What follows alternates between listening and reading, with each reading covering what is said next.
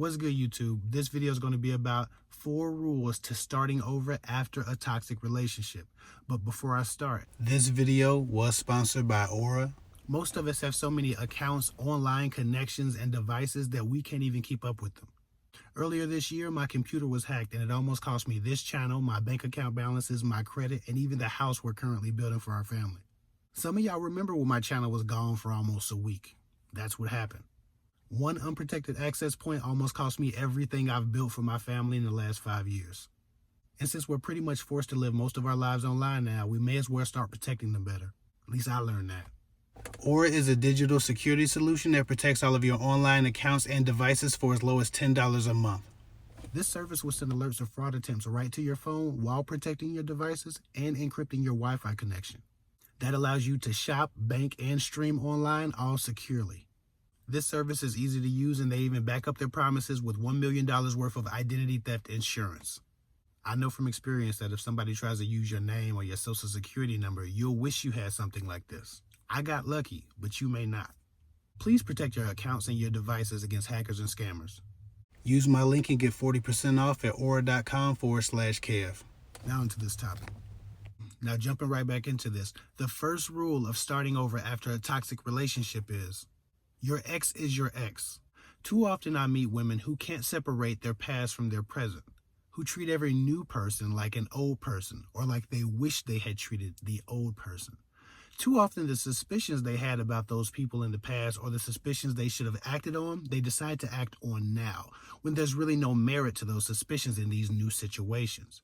Men can tell when they're being treated with residual resentment that you owe to somebody else, and it's very frustrating. In moving on from toxic relationships, it's very important that you don't become toxic yourself or bring old toxicity into new relationships. And too often women do that because they don't understand the difference between their past and their present. Or they're trying to draw false equivalencies and inaccurate comparisons between their ex and their present. And that does more harm to them than anything, because they can ruin relationship after relationship after relationship, trying to correct mistakes they made with someone that aren't still relevant today. They bring the distrust that they had for their ex, which was probably well-deserved, into new relationships and look cockeyed and suspicious at everything a man might say or do when she starts to like him or care for him, because she thinks he's 1 minute away or 5 minutes away from breaking her heart like her ex did. Lord forbid he's similar in any way to the type of guy her ex was. She will never get over anything he does. He has one chance, one opportunity, one shot to get life wrong, and it's over with, right? Or he's receiving the wrath of 10 years of pain and trauma that, again, she got from her ex. If you want to move forward and have healthy relationships in your future, you have to let every person be an individual and treat every individual differently. Men are different. They love differently. They express themselves differently. They act differently. They misbehave differently. Allow each man to show you who he is on an individual level, and then learn to respond to that appropriately in a way that protects you. But don't give him the punishment and the lashings and the whippings and the beating and the resistance that you should have given someone who was more deserving of it and who earned that distrust over time. That doesn't do you any favors, and you'll run a good man off very quickly with that. Moving on. The second rule for moving on after a toxic relationship is, take responsibility for what you've allowed and what you've accepted in your old relationships. I meet a lot of women who have had 17-year abusive relationships, 12-year, 9-year, 7-year, 6-year abusive relationships. And I always ask them, why did you wait 6 years to leave? It sounds like you haven't had a good year since '06. Why did you stay so long if it was that terrible? I just wanted him to change. I hoped he would change. I guess I just had hope. I guess he would show me glimmers of hope. I just didn't want to give up. I thought I had wasted all this time. I shouldn't give up now. I'd just be wasting this whole period. Don't stay with a man just because you've been with him so that you can't say that, oh, I wasted all this time. Breaking up with someone doesn't mean you wasted all your time.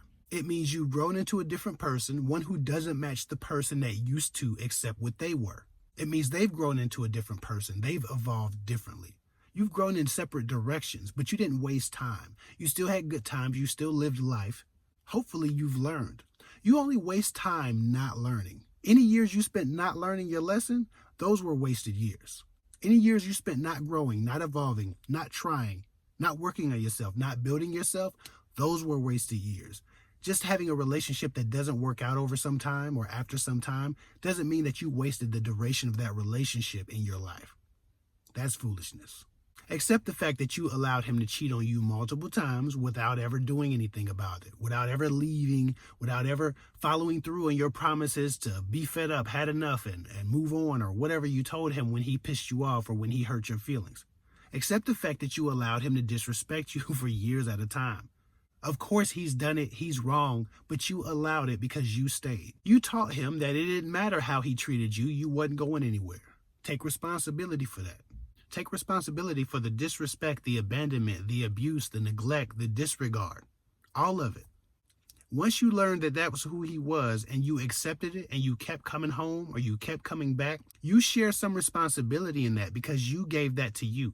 Just like you decide what you eat and you feed yourself garbage or healthy food. Just like you decide what you take in and you feed yourself negativity and toxic programming and nasty shit on social media, negative energy, or positivity and laughter and peace and love and contentment and spirituality. Whatever you put inside of yourself, you are the decider of what you consume.